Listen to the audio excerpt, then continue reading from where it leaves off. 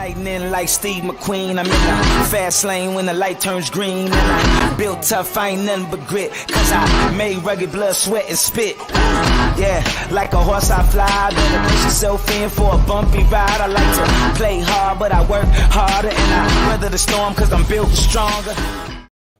What is up, ladies and gentlemen? We are back. We are live. It is the Freight Coach Morning Show, the top morning show in transportation, coming to you live every single weekday, 8:30 a.m. Pacific, 10:30 Central.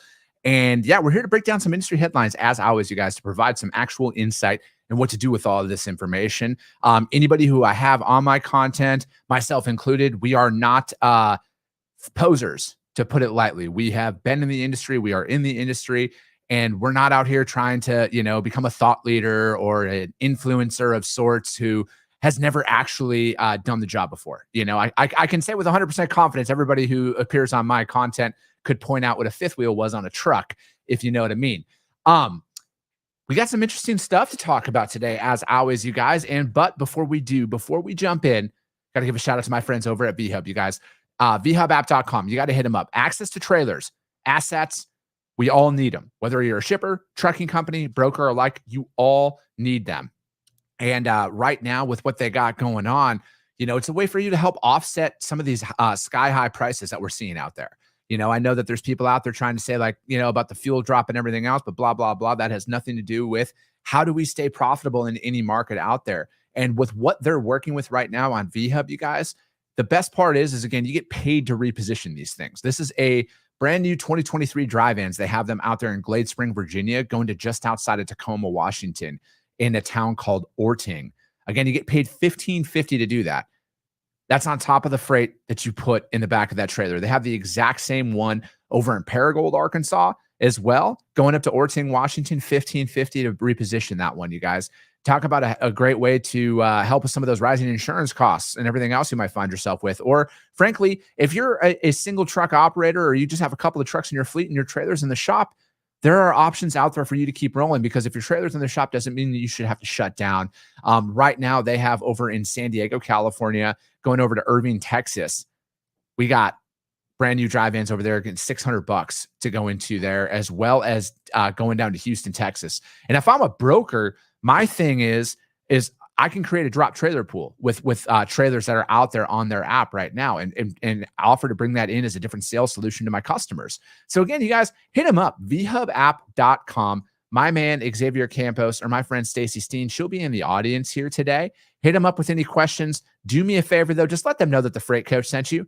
That always helps out. They help keep that neon light on here behind me, as you guys can see it. Let me see. Sonny Sharma. Good morning from the middle of nowhere, Kentucky. Fucking driving west on 64. I love it. Rick Wooten, good morning from Ontario, sir. Lewis, sweating my problems away in the sauna from Fort Wayne, Indiana. Let's go. Oh, dude, you just made my day with that one. That's funny as fuck. Oh, man. Dude, so here we are. We're Thursday. It's been a great week. We got some just insane rain coming through here in Phoenix right now. It's wild. It's wild to be out here in this. But it's also a welcome reprieve, because it is not 115 degrees today, which is always a good and welcome sign out here in the desert. Kedrick, what's going on, brother? Good morning. Good to see you out here today, man.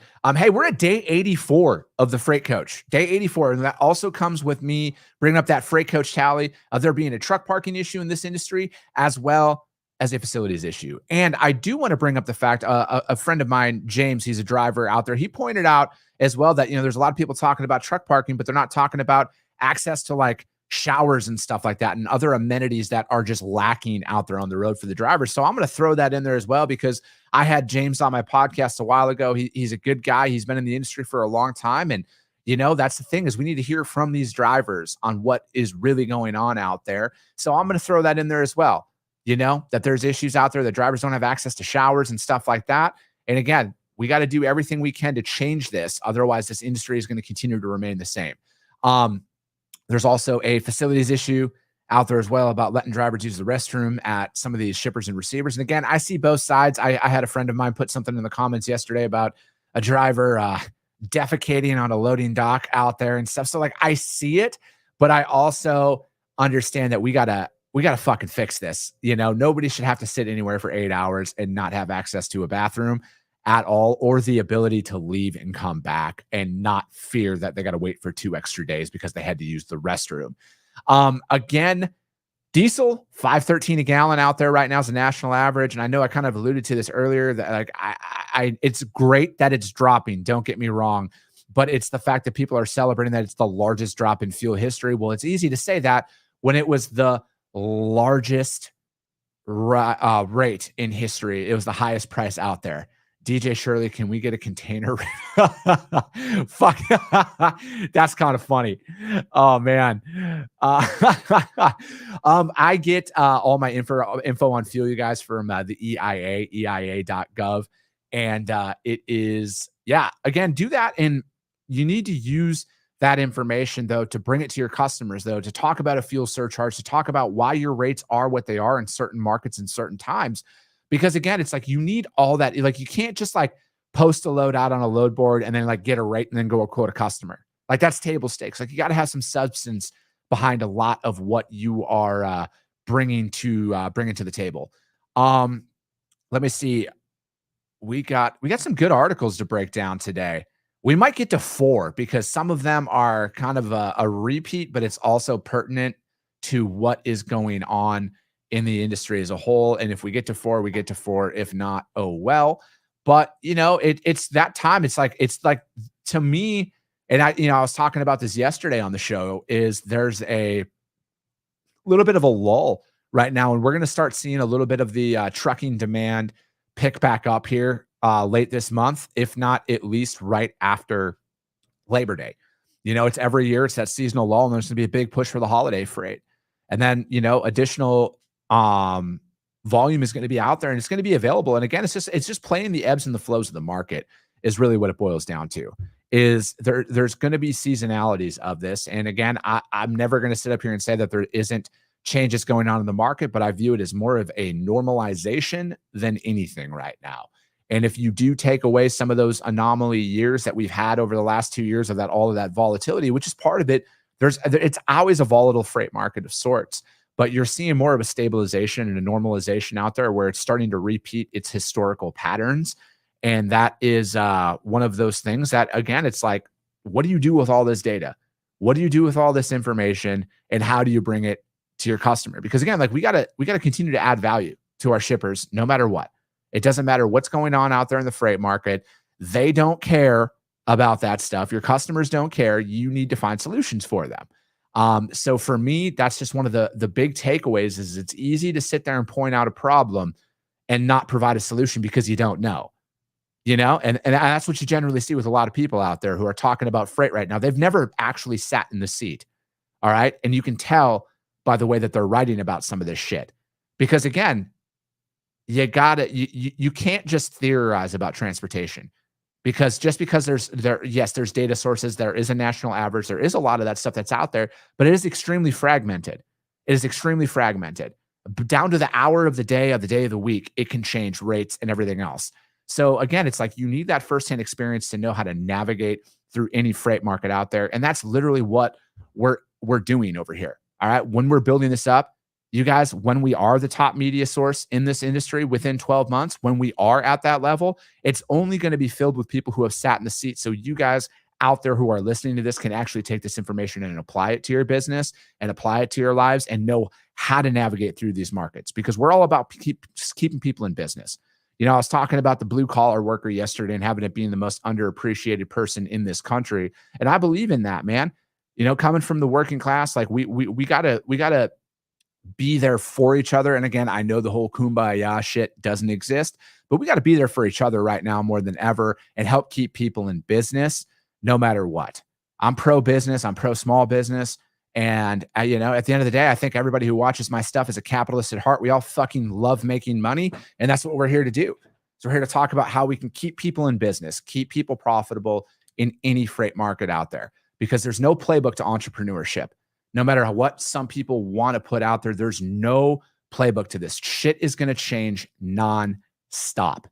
All right. Every single day, there is going to be a different scenario that you're going to be faced with. The anxiety, it doesn't go away. The fear, it doesn't go away. It's always there. You just learn how to navigate and deal with it and minimize some of those scenarios that you find yourself in that cause a lot of that. But that's my soapbox for today.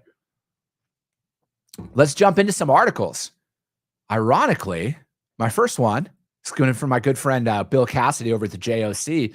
U.S. trucking demand steady despite steep spot rate correction. And as always, I'm a big fan of the JOC. Yes, they do charge an annual membership, but I think it's completely fucking worth it. Without a doubt, it's completely worth it. U.S. shippers are finally getting some relief from sky-high trucking costs, but not in every segment or lane, and not as much as relief as they'd like. Although spot truckload rates dropped significantly in the first half of the year, they may not drop much further. Record-breaking contract rates have also weakened, but not by much and not universally. That may be as good as it gets for shippers over the next few quarters. See, I love that. I love that Bill alludes to the fact that it's not every lane that is going to be at a certain rate, and not every lane out there is going to get the reprieve, because it's true. Every lane is fucking unique, you guys. As new pressures now on the horizon could pump more demand into the U.S. trucking market later in the third to fourth quarters. A growing backlog of warehouse freight. Again, when warehouses are busting at the seams, that doesn't just mean that the freight's going to stop. It's going to go somewhere. Whether it's liquidated or it goes to their normal DCs and goes on sales. It's going to go somewhere. Let me see here. I lost my spot.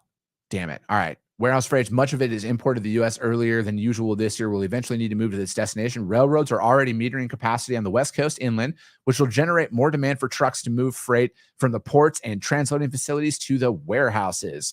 Ding, ding, ding. Holiday freight. Here we go. 2 full years after recovery from COVID-19, the trucking market is as volatile and unpredictable as ever. Correct. It is no longer a crazy town as it was called last year, and it's neither sane nor sober, according to executives and analysts. More than ever before, the trucking outlook depends on whether you are a shipper, small or large carrier, or an intermediary. Excuse me. There are a lot of different opinions over what the next 6 months is going to look like, coming from the same coming from the shippers out there. Said CEO of Landstar Jim Gattoni, and he said that back in his July earnings call. And he goes on to say that his gut is upside down on what's going to happen, and it's very true. It's very difficult to predict anything right now on what will actually happen. And again, it's I would be going out there if I was in the spot market and you'd be looking for some consistent rates. I would not go any further than a 30-day quote right now, unless it's a contract that you're going to give you dedicated volume on for the next 6 months. I wouldn't go anything out there. Let's see. It goes on to say an echoing boom for larger trucking companies and some smaller ones. The boom times of the pandemic-induced consumer spending frenzy are not yet over, despite repeated warnings of imminent economic disaster. That's clear in double-digit percentage increases in revenue and profit for publicly traded carriers. These are trucking companies that, regardless of their size, know their costs and are disciplined in their approach. That's good for truckload and LTL carriers alike. Although truckload capacity has loosened thanks to the spot market correction, LTL capacity is still overall tight. Higher industrial demand is filling LTL trailers, and carriers are still adding doors and terminals. And, it goes on to say, some trucking companies see signs that seasonally is reasserting itself in mid-2022. Weird. Correction. Although it doesn't mean that business or rates are getting back to normal. Recent freight flow suggests not a return to pre-COVID-19 levels or norms, but decent patterns that are most closely resemble the norms. Shelley Simpson went on to say that they're seeing that they were having a seasonally normal July. And since August 1st, let's see, tonnage on the Old Dominion freight line was a bit below normal. Typically LTL tonnage drops about 3% from June to July. In a more normal pre-pandemic year, Old Dominion would expect freight volumes and tonnage to accelerate. Typically, September is their busiest month, is what they go on to say. Smaller carriers, bigger concerns. For some carriers, however, the outlook is darker. Those dependent on the truckload spot market are pressed between lower rates and higher fuel prices and operating costs. Owner-operators and small fleets unable to manage their freight and customer mix effectively enough to make and manage an even meager profit will likely lose and lease on with a larger carrier until, and again, like we talk about a lot, you guys, it's not saying that people aren't going to see some challenges out here, but again, it's us putting our best foot forward and keeping people in business. That's what it's all about. Carriers also need to be able to charge a price that supports the investment and business changes that paid and the market changes abilities. Some of the small carriers don't have. Shippers would have gladly paid $4 a mile on the spot market last year just to get rid of the freight off their docks. And they're tendering that freight to contract for slightly less than what they paid last year. And let me see here. Truckers will cite a litany of higher operating costs in contract negotiations and ship with shippers. Equipment, driver, employee wages, fuel, parts, and maintenance. All of that stuff is up. The next few years promise a new world with as shippers seek new routes to lower trucking and everything else. It's as always, you guys. It's knowing your costs and kind of tightening up the belts. But I think me personally in my business, we're all on offense right now. Like as people start to retract and try and play defense in business, I'm all offense. Like I'm all fucking in on everything I do. Like I'm all fucking in. We're not retracting. We're not slowing down. My investments in my company are going to be getting deeper and deeper because it's all fucking gas. As my friend Brent Orsuga says, all gas and no brakes. That's where we're at. And that's where all you guys should be at. Again, take fucking risks, you guys. Like when everybody else is becoming risk, like when they're like backing away, this is your time to fucking stomp on throats. People are going to get less and less inclined to want to take on freight and take on risks. At the end of the day, it's just money. It's a renewable resource. Don't get reckless or anything like that, but be coordinated, be aggressive. You can't just like fucking say, oh, I'm not going to quote on that because I don't know if I'm going to be able to cover it. Fuck that. Provide a rate on absolutely everything. Let me see here. It goes on to say, as August gets underway, overall trucking demand remains relatively strong.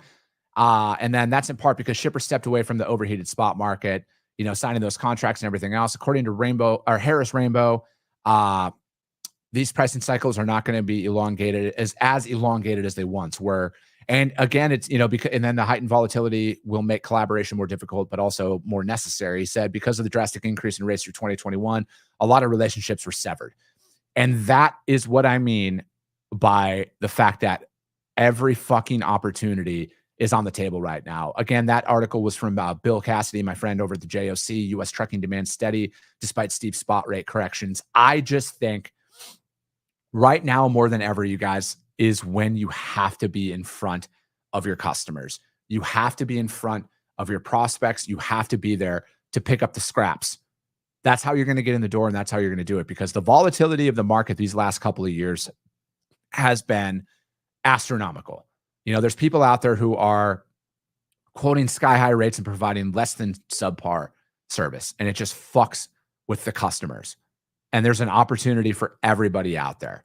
All right? You got to find it. You got to create it, and you got to go for it. Plain and simple. You have to fucking go for it. You have to get aggressive right now. And you have to, as I put on my post this morning, you got to melt those fucking phones right now. You got to get out there. Stephen Mason, let's fucking go. You're right, man. All right. Second article is from FreightWaves. FedEx ground contractor forms advocacy trade group. Organization will be open to all independent contractors in the logistics space, the leaders say.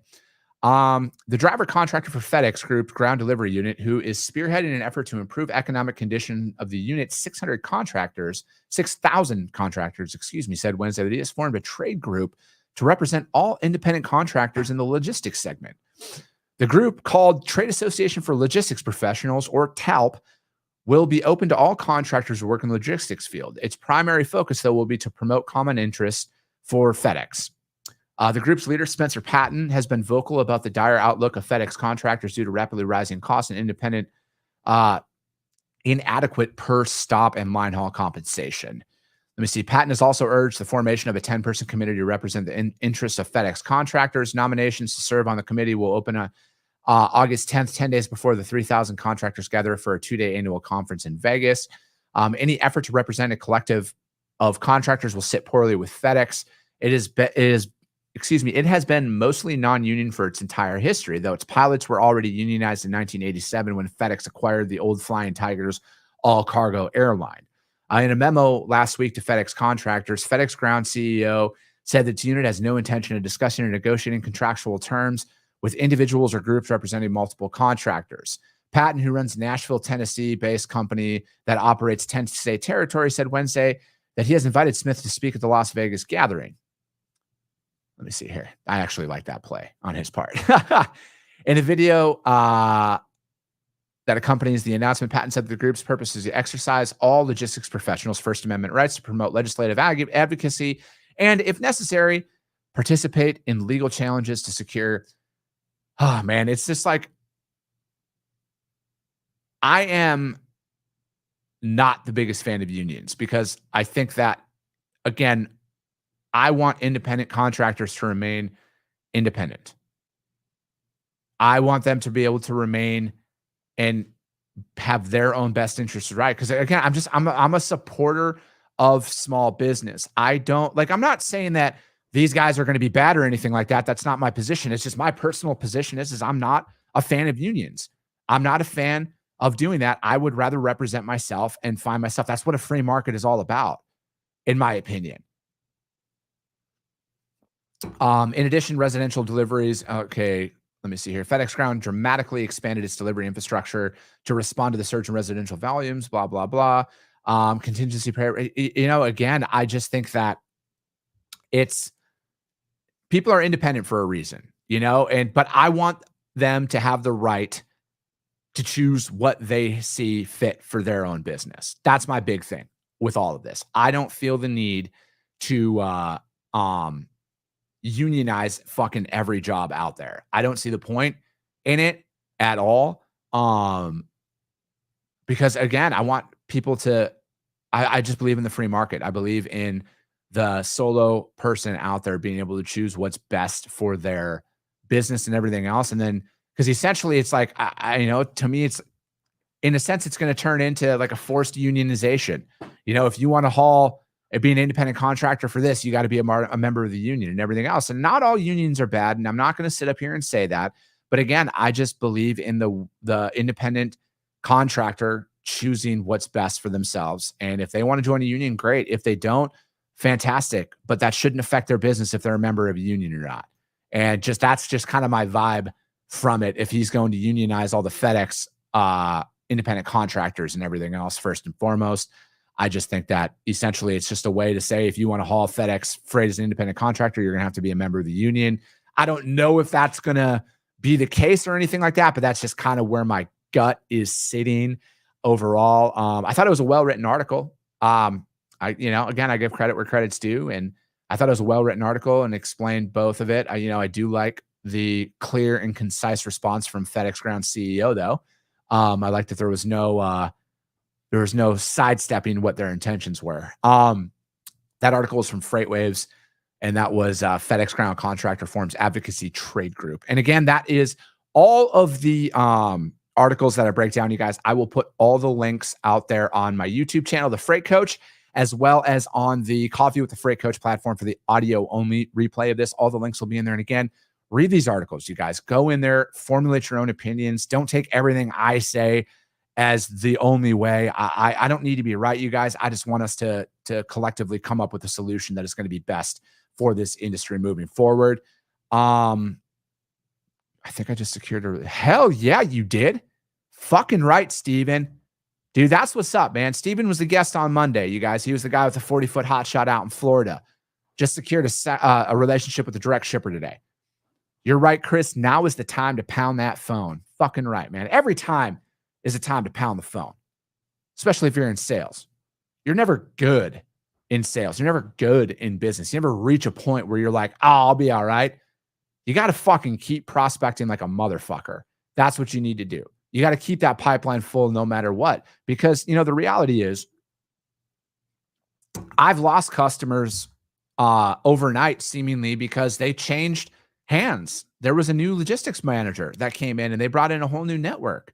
Stuff like that. Like, shit can happen, you guys. There's a lot of stuff out of your control in this industry, and you're never at a point to where it's like, oh, I'll be all right now. That's never a case. You have to constantly be prospecting. You have to constantly be working the phones, building those relationships, and growing your market share. Because I guarantee with every single one of your customers right now, you're not seeing a fucking large percent of their freight. You're not. No matter how great you think you are, you're not seeing it with a lot of shippers out there.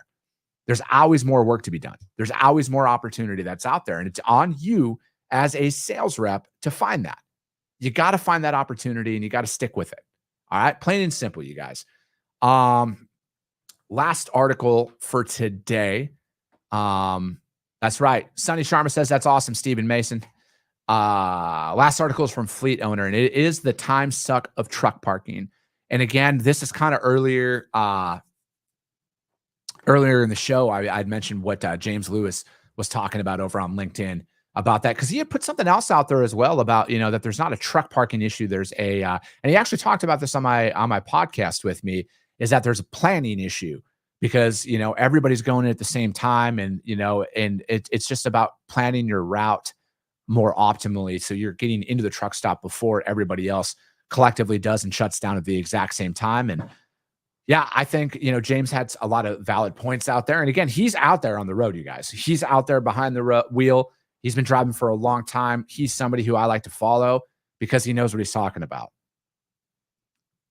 All right. This article, The Time Suck of Truck Parking, says, I'm dating myself here, but I grew up in the 80s and 90s when it was an in thing to go to a shopping mall and hang out. Damn, I grew up in the 80s and the 90s too. Anyways, that seemed to be the most exciting way we small town teenagers could spend our social time. Very fucking true. The mall boom was always delivered through throngs of shoppers around the holidays, blah, blah, blah. The less crowded malls, it's no secret that we needed safe and secure truck parking has risen in terms of driver priorities recently. In the e-commerce economy, freight volume has increased tremendously and shows no signs of letting up. The ATRI has identified truck parking as the number one issue for commercial drivers. This ties with compensation, which for years has occupied the top spot all by itself. There's about one parking spot for every 11 professional truck drivers operating out on the roads today, causing them to dedicate around 56 minutes of drive time looking for a space.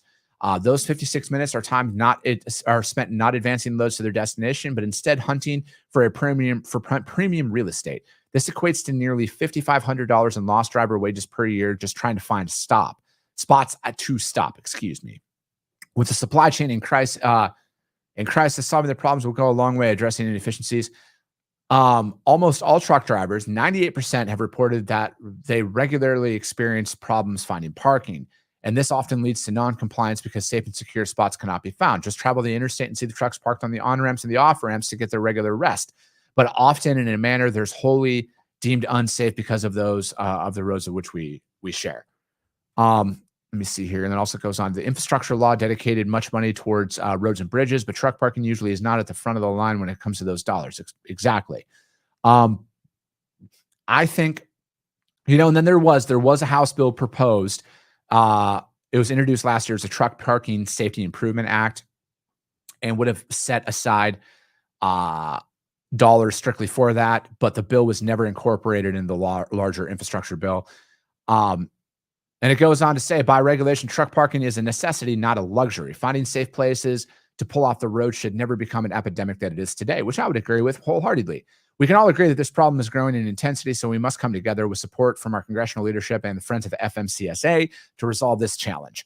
I think that, again, I'll allude back to this, what James Lewis was talking about earlier. It's not just truck parking as well. It's the access to showers. It's the access to basic necessities and everything else that are out there on the road and what they need. And again, I think there needs to be a comprehensive look overall onto the improvement of what is going on out there. Because again, I get it. It's a job that people sign up for, but we talk about hostile working conditions. We talk about all of those things all the time in every other industry. Why not for the American truck driver? Why not for our drivers? Why aren't we looking at this more closely? And I'm not sitting here saying nobody is or anything like that. But again, that's why I bring this stuff up every single day on my show, because I'm not going to let this stuff die out. I'm not just going to talk about this when it's convenient for my vanity metrics, as you will see a lot of people do, is they only talk about stuff when it's convenient for their vanity metrics. And I don't fucking believe in that, because I'm going to do this no matter what. No matter what, I'm showing up tomorrow, and I'm going to be here to put out content for everybody to consume and utilize and see an actual difference in their business. Again, that one was from fleetowner.com. And that was the time suck of truck parking. Again, it was a well-written article. I thought there was some good stuff out there.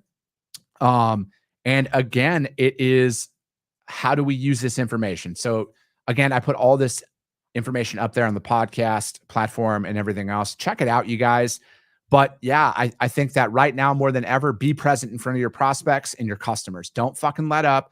Don't take a play off. Don't take a day off, because there are people out there they smell that blood in the water, and they are there to take your customers away from you slowly, and you'll never notice it before they're gone.